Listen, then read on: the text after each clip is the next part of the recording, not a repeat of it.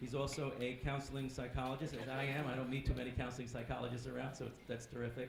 And really, prior to joining NetSmart, Dr. Morrison served as Chief Executive Officer of the Center for Behavioral Health in Bloomington. And under his leadership, CBH was the first behavioral health company to win the Joint Commission on Accreditation of Healthcare Organizations Ernest A. Codman Award, recognizing excellence in the use of outcome measurement to achieve healthcare quality improvement.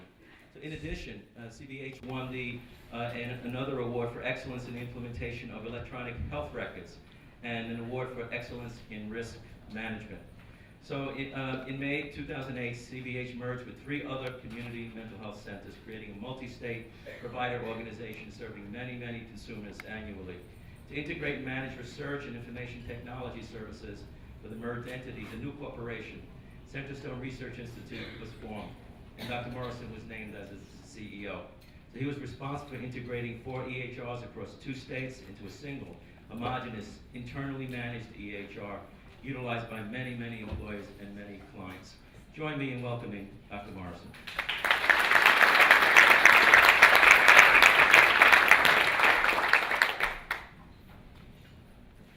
Thanks, Tony. It's a pleasure to be here. I want to take you back a little bit. The time is the mid-1600s. The Catholic Church has just forced Galileo to recant his belief that the sun is the center of the universe, not the earth. The Mayflower has just landed at Plymouth Rock, where in just a few years the United States will be formed. And you are a monk living in a monastery. Your name is Tryphenius, and your job is that of a scribe. And you're not just a scribe, but a scribe of these phenomenally beautiful works of art called books. Hand printed, hand illustrated, hand bound, gold leaf, absolutely gorgeous pieces. They are some works of art even today. The markets for your books are really just 2 entities. One is other clerics, because most of the people who use these books, they're religious books, and so clerics are a natural audience. And the other is the gentility, because they have the money to buy the books. So you've got a relatively small market, and Tryphenius hears about this new thing that purports to be able to create as many books as you want in a fraction of the time that it takes you to create one, which is months or years. This thing called a printing press, he discounts immediately, because look at the quality of that. It's substandard. It's not nearly as good as what I can create. And he knows that. And he's not at all worried about this, because he knows that the way you make books is the way he has made books forever. And that who would want to buy these things? They're shoddy. And by the way, who could read them? Because the masses can't read. It's just the upper levels of society. Tryphenius didn't realize that he was being affected by a disruptive innovation called a printing press. And not just a disruptive innovation, arguably the most disruptive innovation in the history of mankind, that produced books for the masses and knowledge for everyone. Now, we've experienced disruptive innovations in a lot of places since. There was a time when David Sarnoff approached RCA about taking over his fledgling radio business. And RCA said, no, who would want to send signals out into the universe with no particular person in mind to receive them? Alexander Graham Bell did the same thing to Western Union with his telephone. And Western Union said, we know that the way people want to communicate is through Morse code over a direct line. It's the talking stuff. Nobody's going to want to do that. Harry Warner, the head of Warner Brothers Pictures, famously said, who the hell wants to hear actors talk? And there are times when I agree with him. He knew that the way people wanted to absorb movies was silent movies.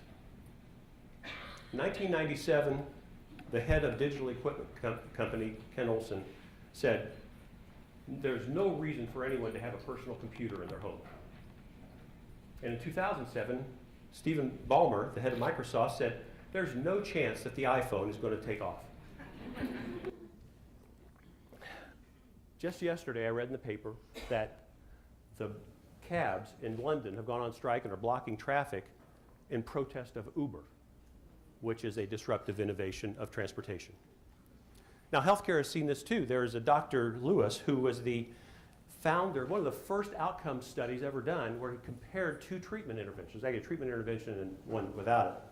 And the treatment that he was evaluating was bloodletting. And he wanted to see whether bloodletting actually worked. And so he compared two groups and found it doesn't work.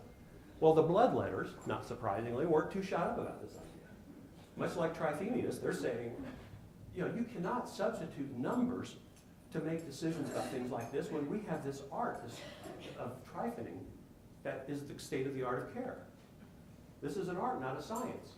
Have any of you ever heard that? More recently, after that, Dr. Lister, Joseph Lister, is seen as the founder of antiseptics. And to this day, there is a mouthwash that bears his name. Scope, no, Listerine. He had to convince surgeons that maybe we ought to get rid of the bacteria in the surgical suite. Because more people were dying from the secondary effects of surgery than from the surgery itself. If you always do what you've always done, you will always be what you've always been. Now, what does this have to do with us? Well, we are about to face some unprecedented change in our industry. Peter Drucker said one time that the reason businesses fail is that the assumptions on which the organization has been run no longer fit reality. That is always true. It is particularly true in times of disruption. In our industry, behavioral health care, we don't change very easily. There are two paradoxes about us. One, we're in the change management business, but we don't change easily. We're in the communications business, and we don't communicate very well.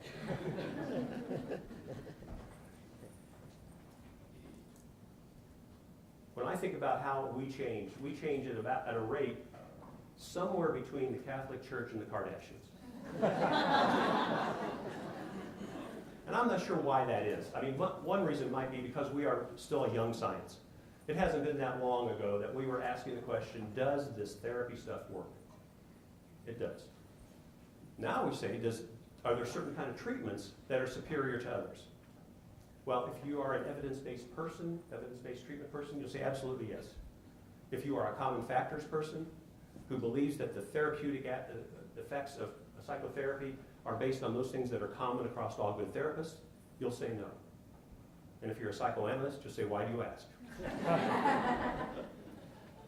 But we don't change well. We don't change very fast at all in our industry.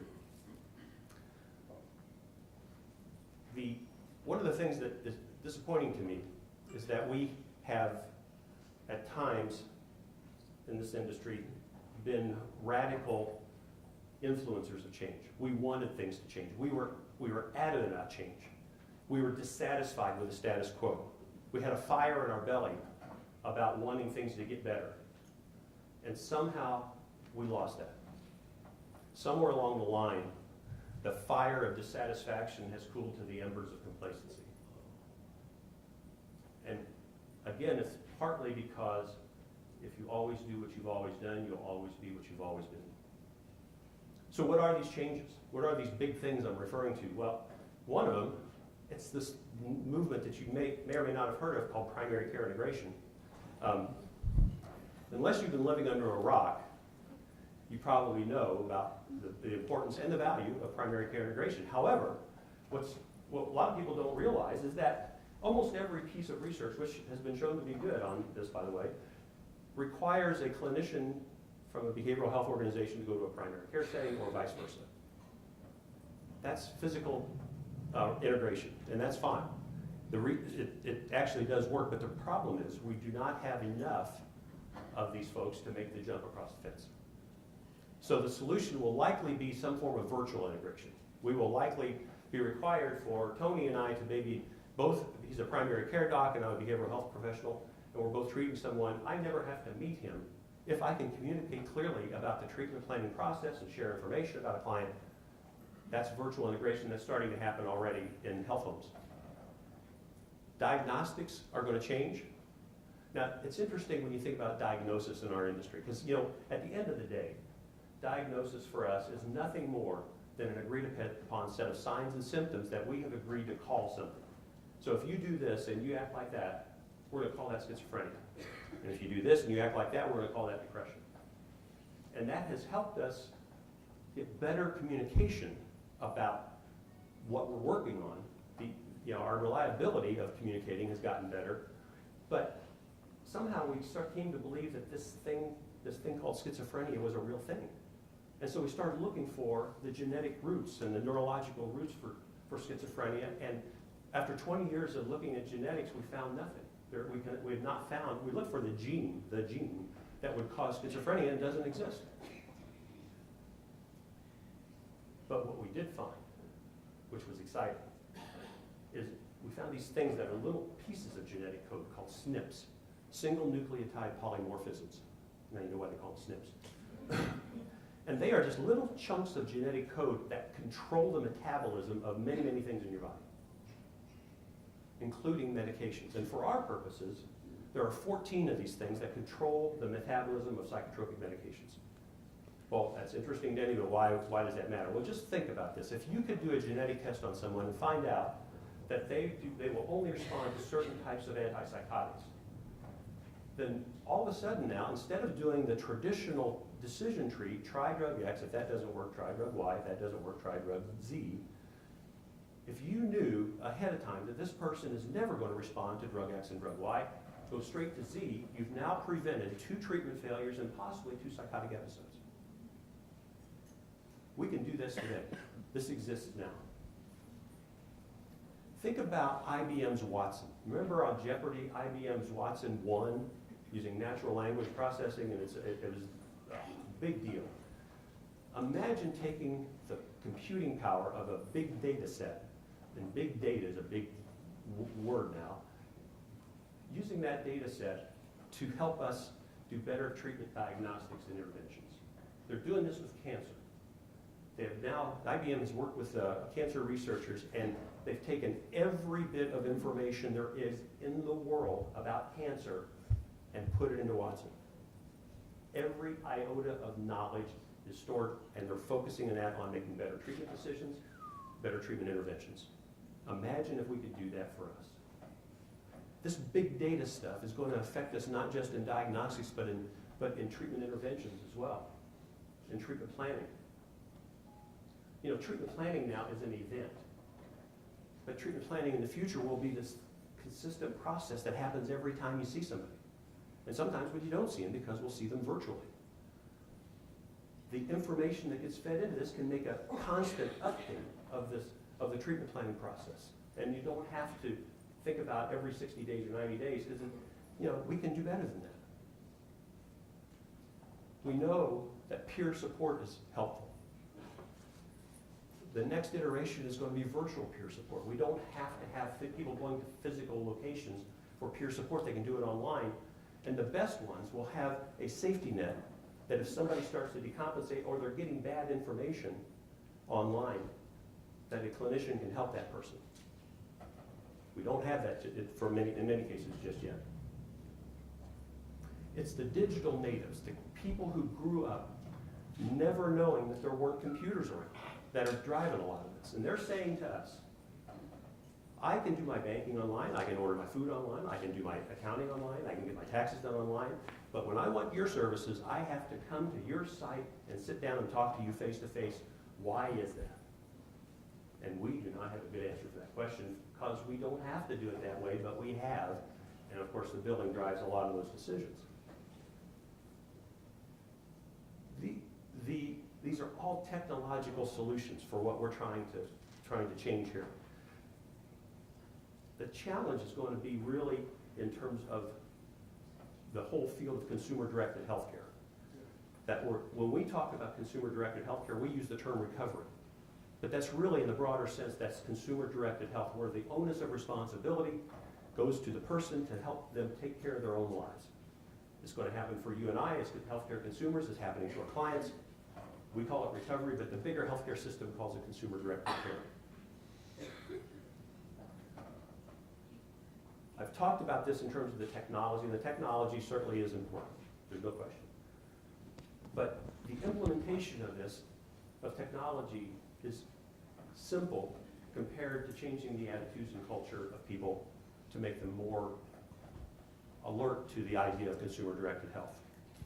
And for proof of that, you need to go no further than the Institute of Medicine report where Sue Bergeson testified, talking about the quality chasm series, when she said providers need to change the way they relate to clients. They have, as evidenced by that special voice they use.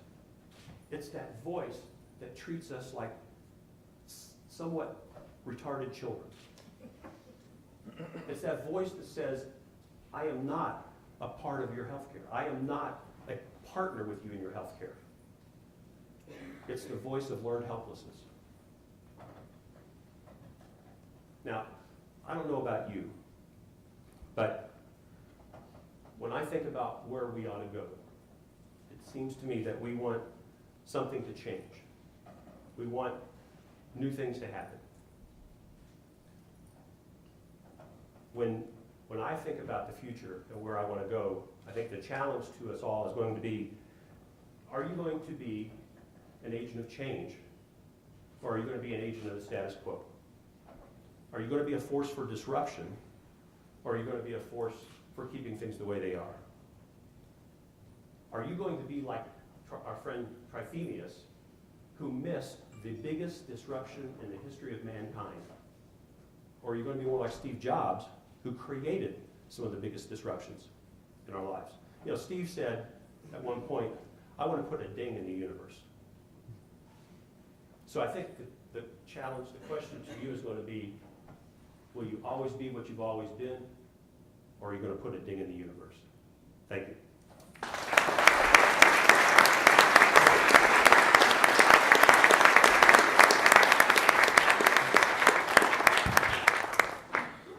Thank you, Dr. Morrison. Our next speaker is Dr. Covington, and we'll get started in just a moment.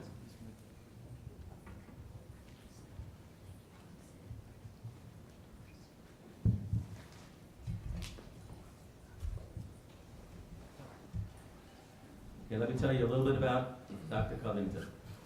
As the CEO, President for Recovery Innovations, and he leads a behavioral health care team committed to creating recovery opportunities for everyone. The company focuses on what's strong and not what's wrong. And clinical quality is transformative at a time the field is demanding an approach grounded in relationship and recovery. And with recovery and crisis intervention programs in 6 states, in Auckland and New Zealand, the Recovery Innovations helps individuals and families succeed in accomplishing their goals and to reconnect to themselves, others, and to meaning and purpose in life. Previously, Dr. Covington served as CEO and President of Crisis Access, and before that he served with Magellan Health for 5 years, and as Vice President Clinical and Program Outcomes, led the team responsible for the administrative, financial, programmatic, clinical oversight at the Arizona Department of Health Services, and focused really on integrated care for about 80,000 adults and adolescents and mental health and substance use with mental health and substance use difficulties. Dr. Covington has served on several national community mental health boards, including the National Council for Behavioral Health, SAMHSA National Suicide Prevention, Lifeline Steering Committee, American Association of Suicidology, Reliance Learning, and the National Action Alliance for Suicide Prevention.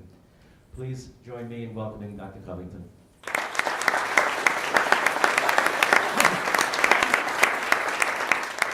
Thank you, Tony, and thank you, Denny, for continuing to press the bounds of innovation with us, carry us out of that dark age. One of those flat earth ideas we challenged last year in a TED Talk, that suicide is not a choice. And at the same time as that we were doing that, there was this little story in the news. It was lurking somewhere behind Kim Kardashian breaking the internet, and it was the story of Ebola. Now, despite the fact that this was the largest Ebola epidemic in human history, we weren't paying much attention because it was in Western Africa. And about 25,000 individuals in Sierra Leone and Liberia were coming down with this disease that has a fever and causes internal bleeding, and most people generally die.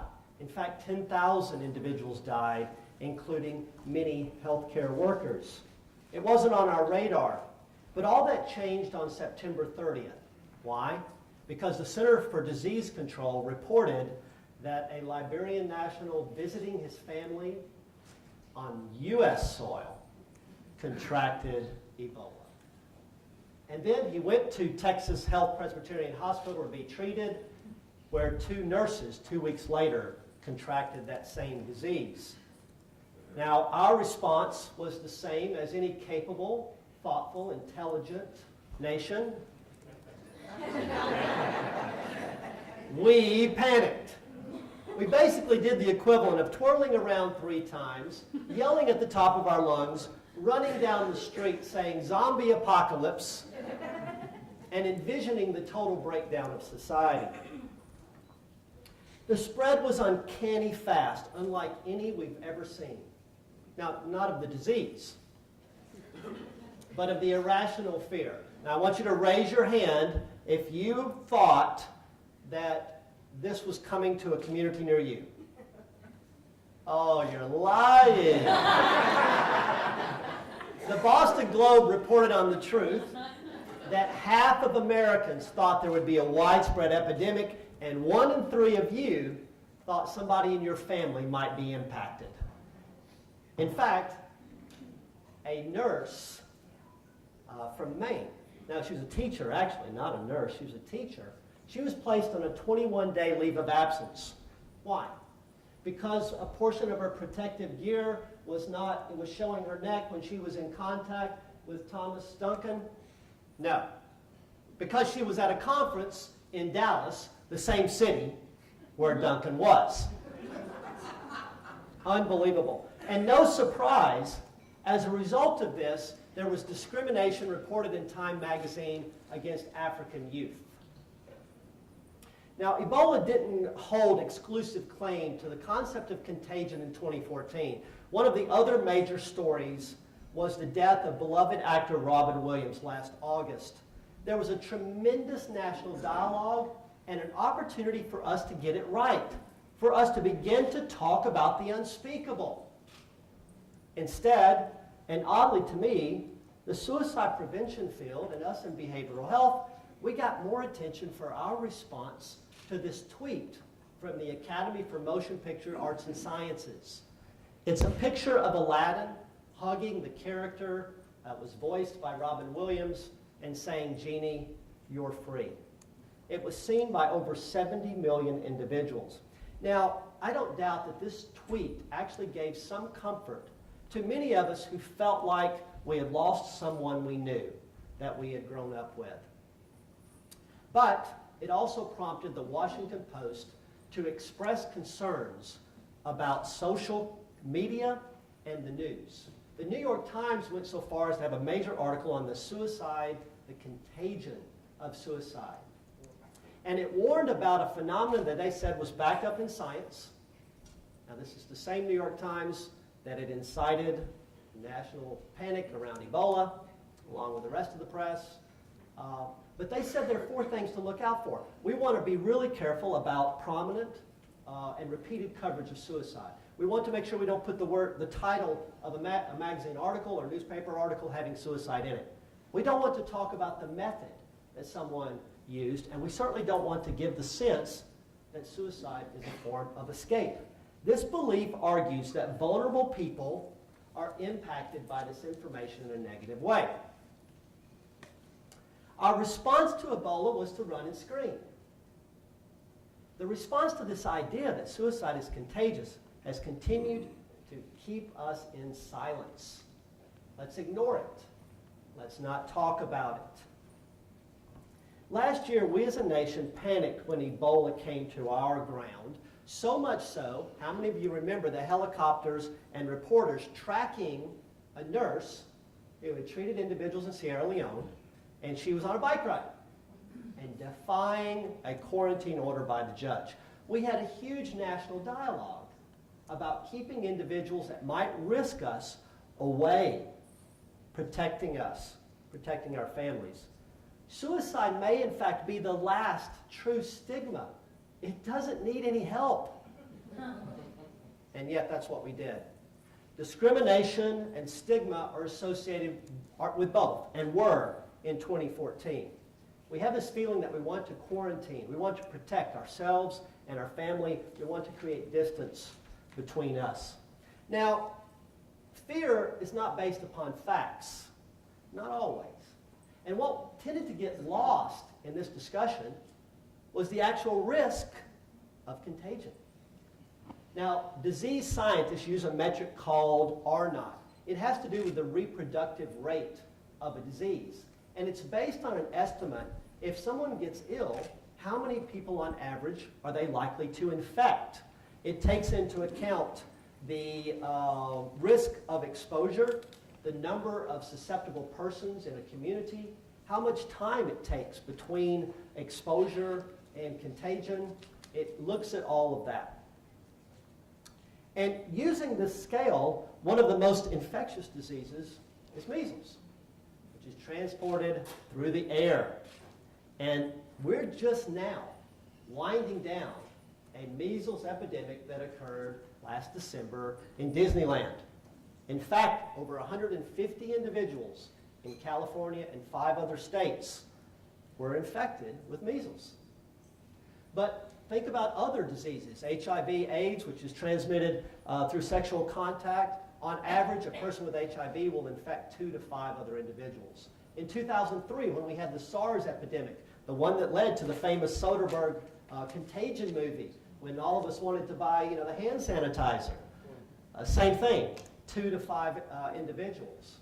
By contrast, Ebola requires a bodily fluid to be contracted, and it has to be when the person is actually showing signs.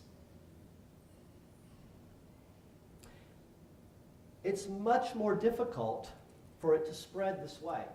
And in fact, a person with Ebola is likely to infect 1 to 2 other individuals. Now, public health's goal is to reduce the spread, on average, to less than 1. This is what erases a spread from occurring at all. Now, this doesn't mean that Ebola is less serious than SARS or influenza or the measles.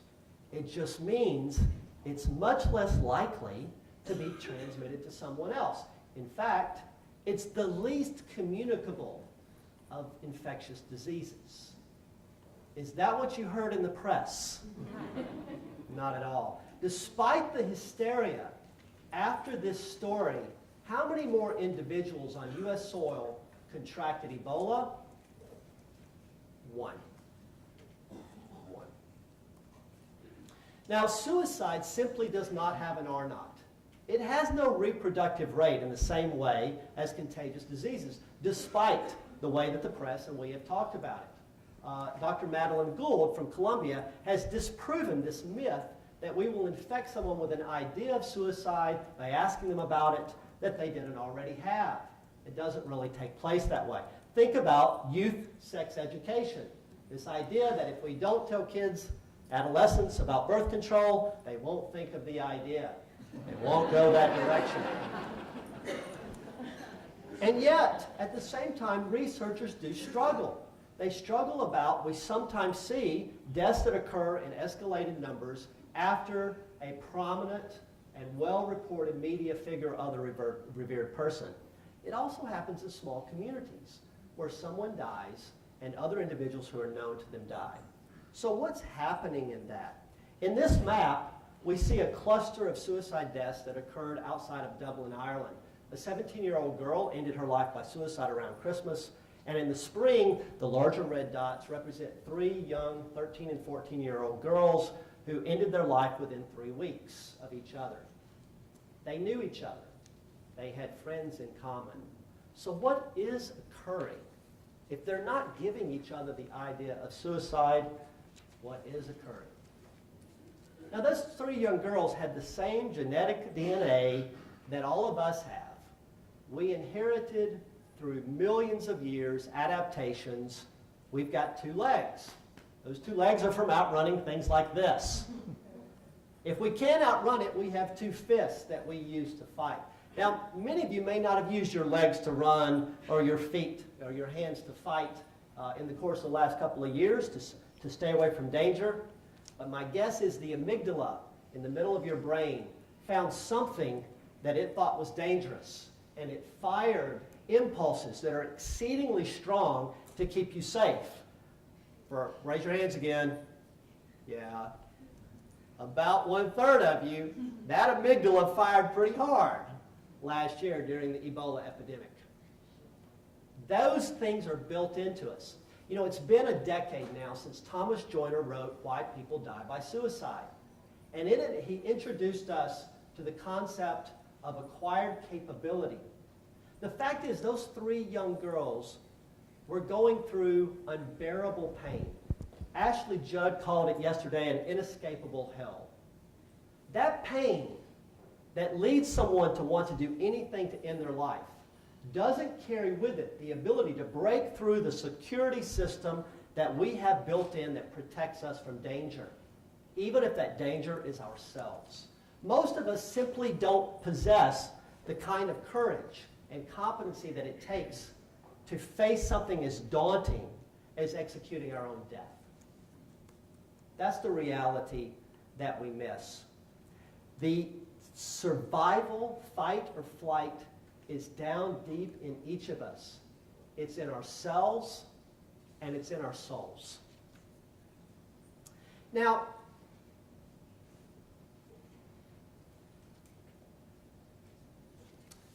I think at the end of the day, perhaps this is explained a little bit through my experience at the Spartan race.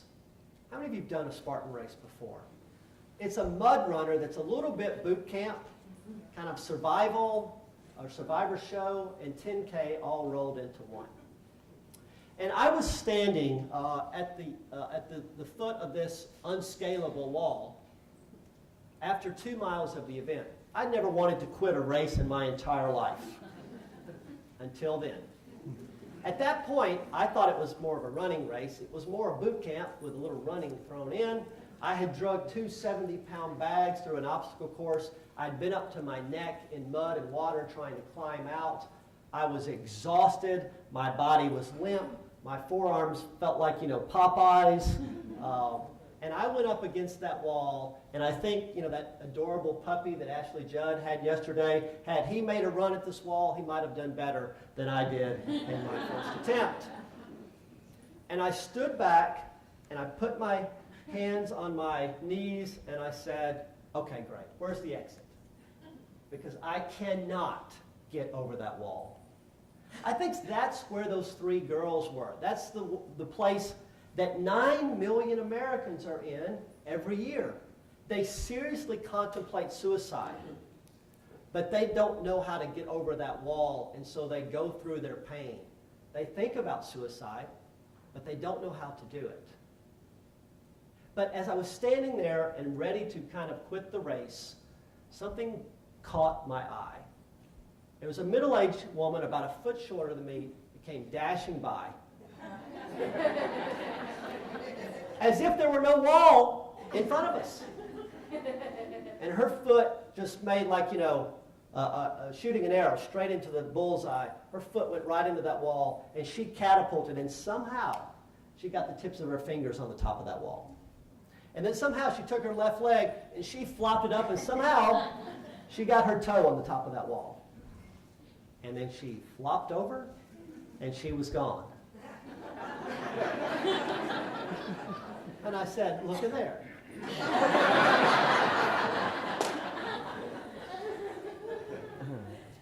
A switch flipped. A light was turned on. Instantly. Now, I did watch her technique, and I did exactly what she did.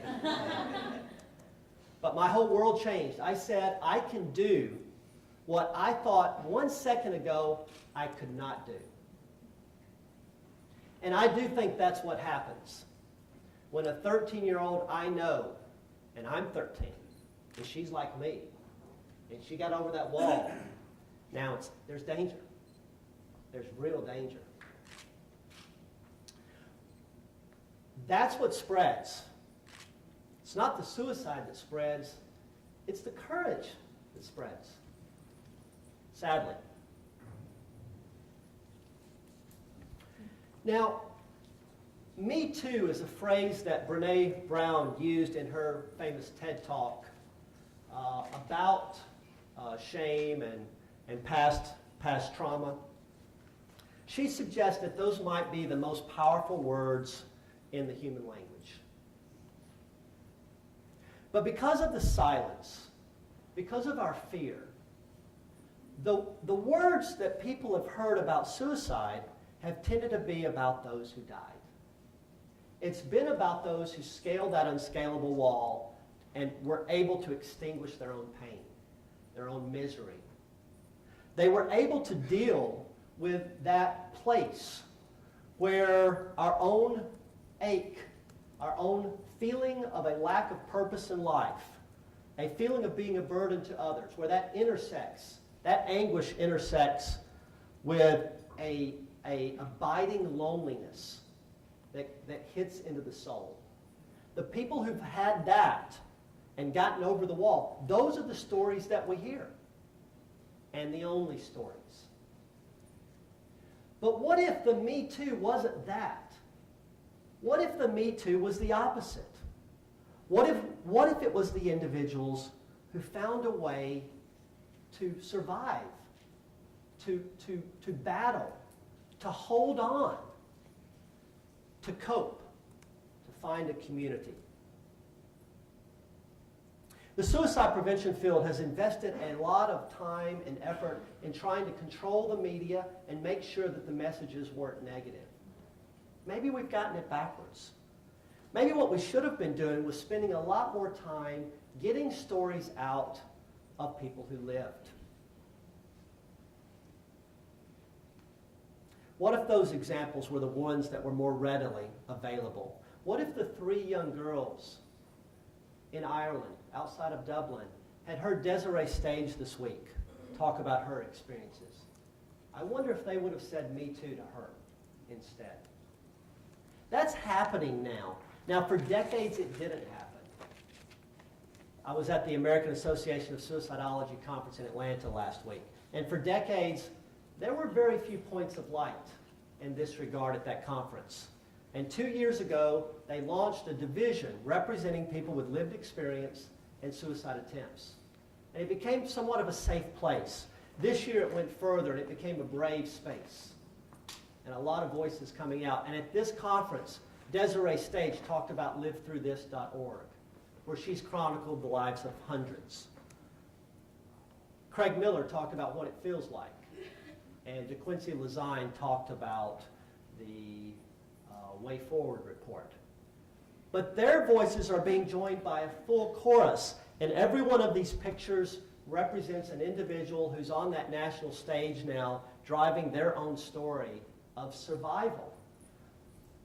From quarterback Eric Hipple, pioneer Heidi Bryan, rock star Kevin Hines, who is here with his wife Margaret today, people like Community Mental Health Center Director Keita Curry, our own National Council's Cheryl Sharp, reporter Kara Anna, former Marine Silouan Green, managed care leader Tom Kelly, researchers like Ursula Whiteside and Marcia Linehan, and my own close personal friend Eduardo Vega.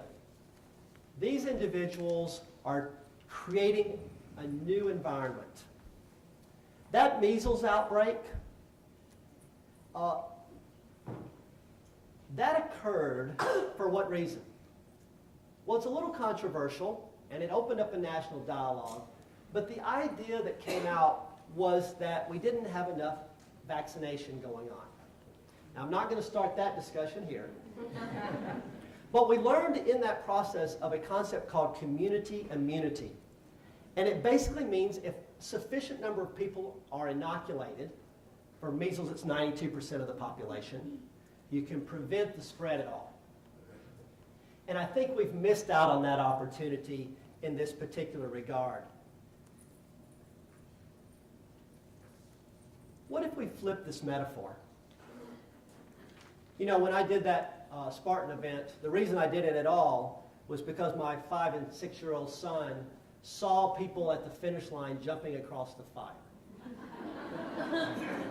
And they said, "Daddy, you got to do that." Instead of scaling that wall.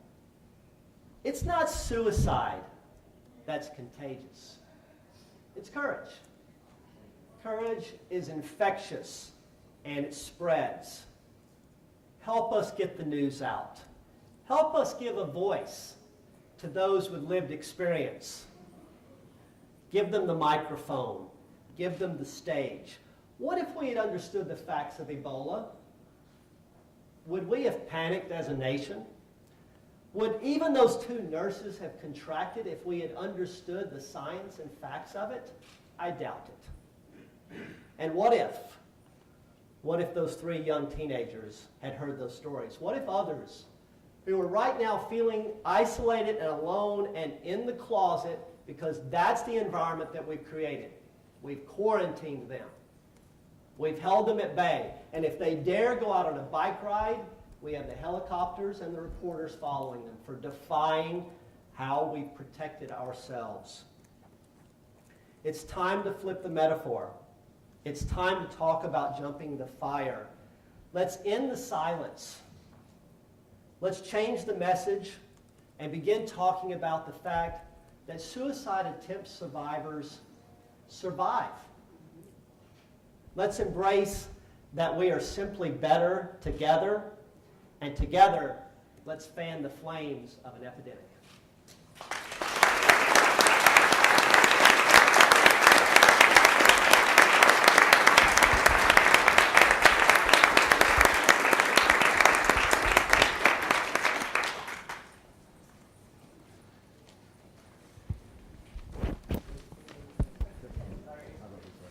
Thanks so much, Dr. Covington. We're now going to hear from Dr. Arthur Evans, who's the Commissioner of the Philadelphia Department of Behavioral Health and Intellectual Disability Services. He's currently in his capacity as the Commissioner, leading a major initiative to transform how behavioral health care and intellectual disability services are delivered in the city of Philadelphia. Since Dr. Evans' appointment in November of 2004, Philadelphia has begun a transformation of its system to one that focuses on recovery for adults, resilience for children, and self-determination for all people with intellectual disabilities.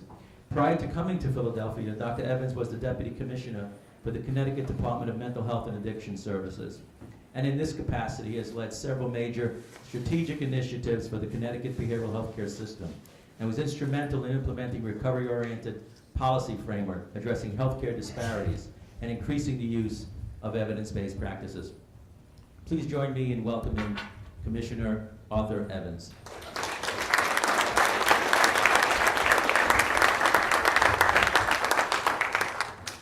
Good morning.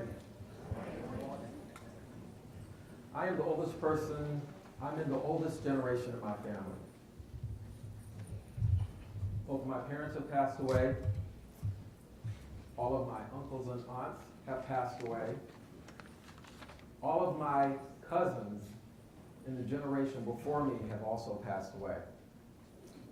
So on my mom's side, me and my first cousins are the patriarchs and matriarchs of our family. My mother's brothers and sister all passed away in their 30s and their 40s from diseases like cardiovascular disease, chronic illnesses, and I've often wondered about why they passed away at such an early age. Robert Wood Johnson says that social and economic factors are the most powerful predictors for our health status. And my mom, who was born in 1930 in rural Alabama, lived in some pretty tough social and economic conditions. My mom was born in a little town called Enola. I was all going to say Ebola. See, it wasn't Ebola, it was Unola. And Unola is right outside of Geneva, which is near Enterprise, which is about 30 miles from Dothan, which is about 90 miles from Montgomery. So you've probably heard of Montgomery. So it is way out there. So Enola in the 1930s and 40s for African Americans was probably not a great place. And though my mom didn't describe herself nor her brothers and sisters as being poor, when they described how they lived, they clearly didn't have a lot of resources, and they had a lot of challenges. And so I've wondered about this graph that shows that when we talk about our health status, that such a little part of our health status is determined by clinical care, that most of our health status is determined by lifestyle and by environment and by other factors, social determinants. And I've wondered, particularly as commissioner for the city of Philadelphia and its behavioral health system, what should our role be in addressing some of those other issues? It's no surprise to this audience that our healthcare system is, you might say, broken. And we spend billions of dollars, and we don't get the kinds of outcomes that we want. In fact, the United States is 11th out of 11 countries, the most industrialized countries in terms of our health outcomes. And so the question I've been thinking a lot about is, what should our role be in that other 90% of those factors that impact on our health? So lots of people have started to talk about population health. How many of you have heard of the term population health? Almost everyone, okay? So we've had some great presentations here on population health. And so I think that population health is a key to us getting the kinds of outcomes that we want. But I think there are different ways of approaching population health, and I want to talk about one way that I think we can approach population health. But to talk about where we want to go, it's always good to examine where we are. And so I would say that that the way our healthcare system is set up is on black box. So anyone who's ever heard me speak for more than 5 minutes, you know at some point I'm going to talk about the black box. So the rest of you are saying, well, what is the black box? I'm glad you asked that. So I'm going to tell you what black box is. So this is the way our healthcare system is set up. We build black boxes, they're called treatment. People get sick, they go to the black box, we fix them, and then we discharge people to the community. Would you agree that that's the way that works? You have to say yes, or I have to stop. That's the way our healthcare system works, particularly behavioral healthcare. Now, there are a lot of problems with this metaphor. So one of the problems is that it relies on people recognizing that they have problems and that they come to us for help. And we know that 40% of people with mental illness don't come into treatment. 90% of people who have addictions don't come into treatment. It also requires people to be sick in order to get help. 95% of my budget can only be used for people who have a diagnosis. That's the way our healthcare system works. And you have to be not only sick, but you have to be sick enough to get into treatment. And all of the focus is on what happens within the black box, which means that our focus as practitioners is acontextual. Because it doesn't matter. You can put that black box in Alaska or inner city Philadelphia or Mississippi. We're still going to do the same thing, independent of the context from which people came. Everyone with me? Okay? So there are a lot of challenges with using that or having that as a metaphor, the mental model for how we think about healthcare. And so population health tries to shift our focus from what we do in producing volume to producing outcomes.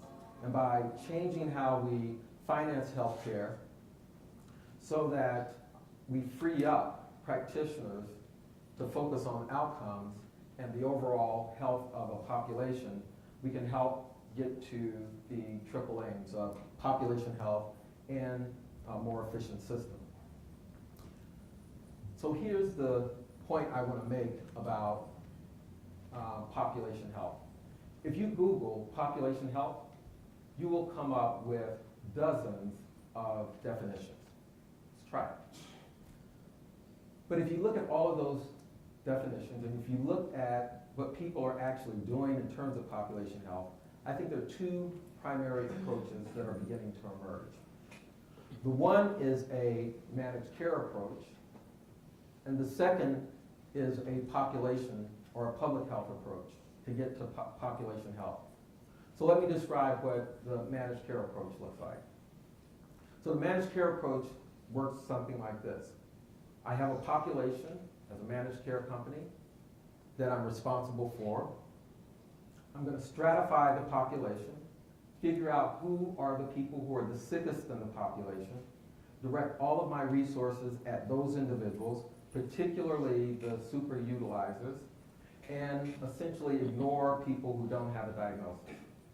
Because after all, why should we spend resources on people who are not sick? Everybody with me? Yeah. Remember, I'm Baptist, so you got to talk back to me.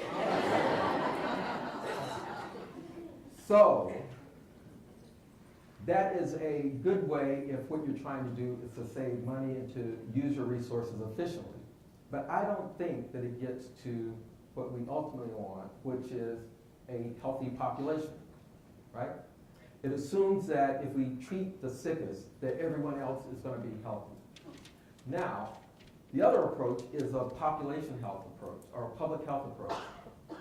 That tends to come out of the academic world, think tanks, institutes, and in that way of thinking, the goal is how do we help everyone in the population get healthy? What are the strategies? So no one is left out, everyone is a part of that, and the goal is not just the absence of illness, but the goal is people being healthy. And there's a difference between the two.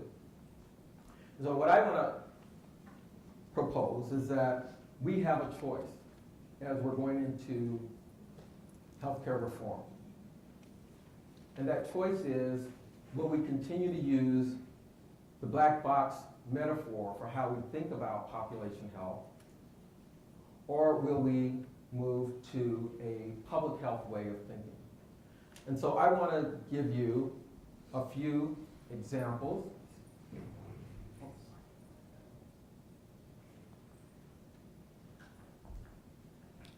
of what I think a population health approach might look like if we took a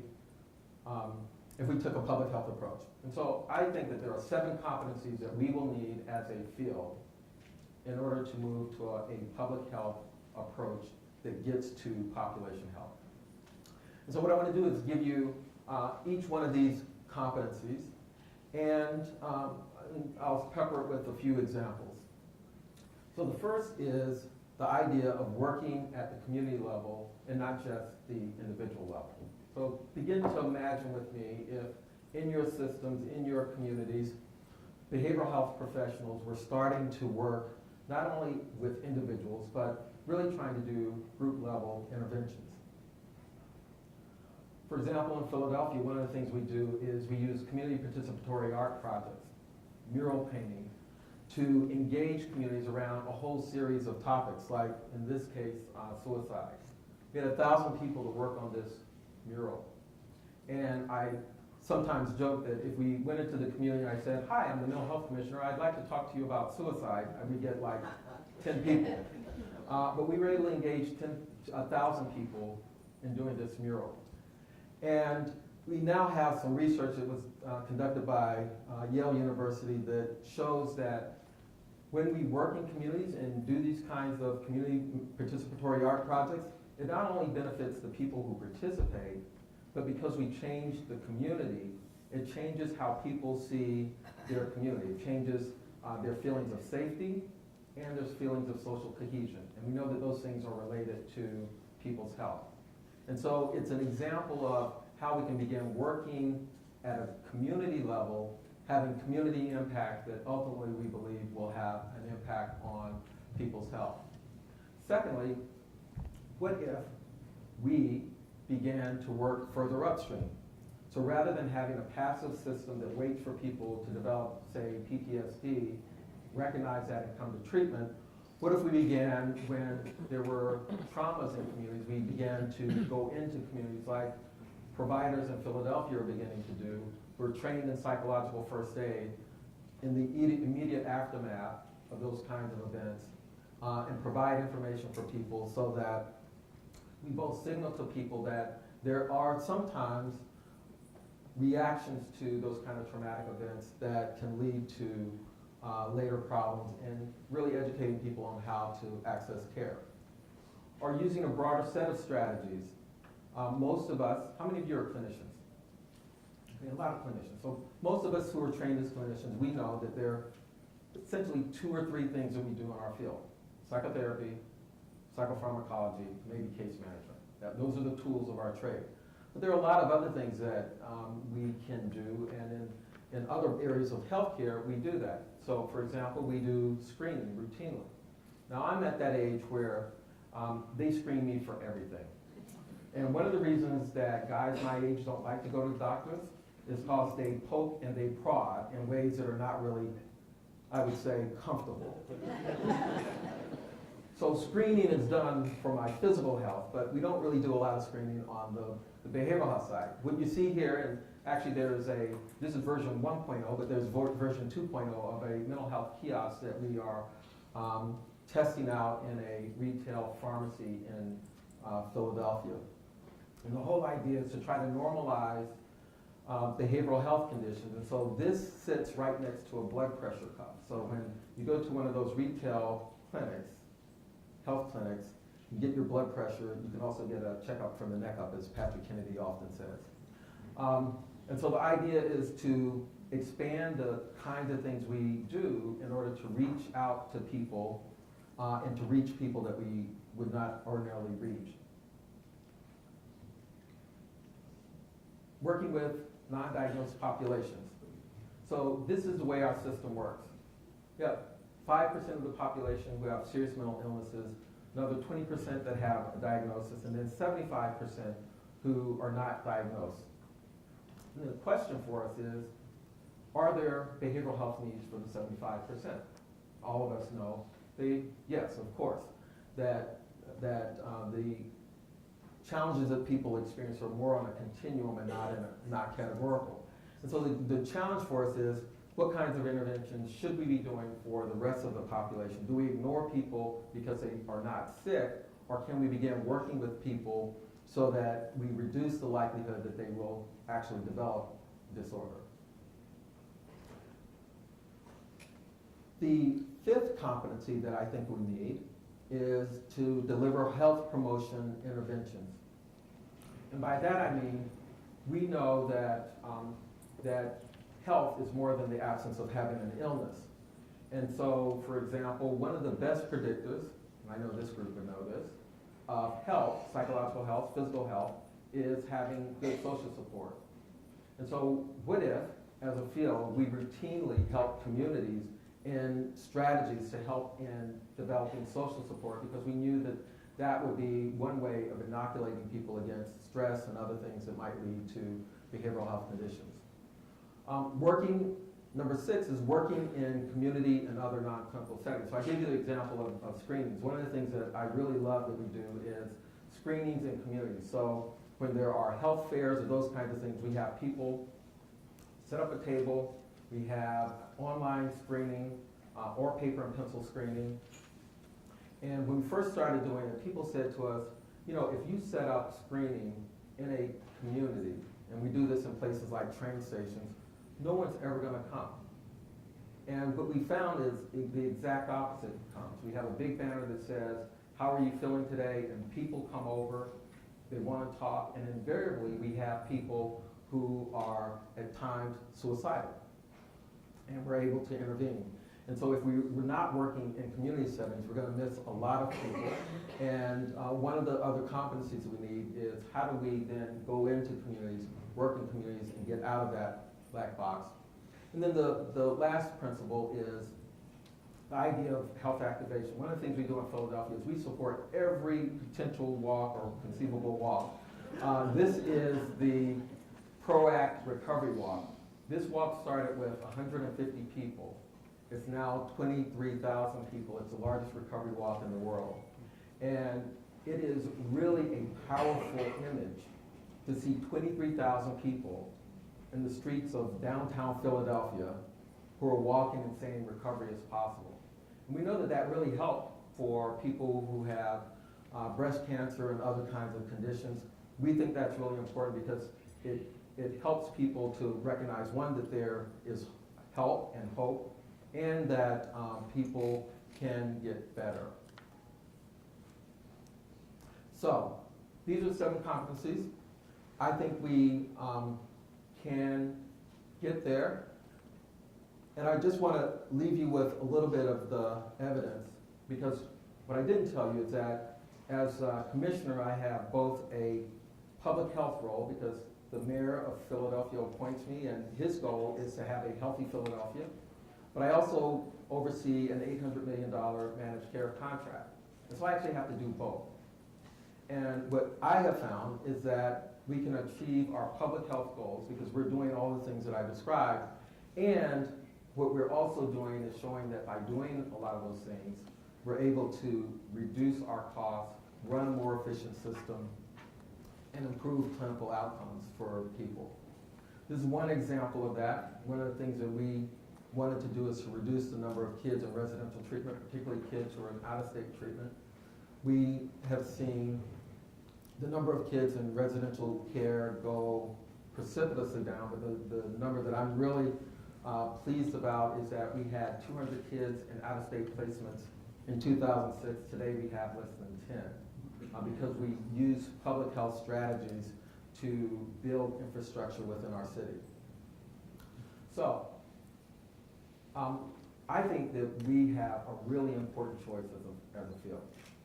We can continue the black box metaphor in the way we approach population health, or we can step back and say, you know, those social determinants that I talked about in the very beginning are important, that we as a field can play an important role in addressing those. And I really love my 2 predecessors today because they really set me up well, because I think it's going to take some courage for us to be comfortable stepping out of that black box, working in communities, doing things a little differently.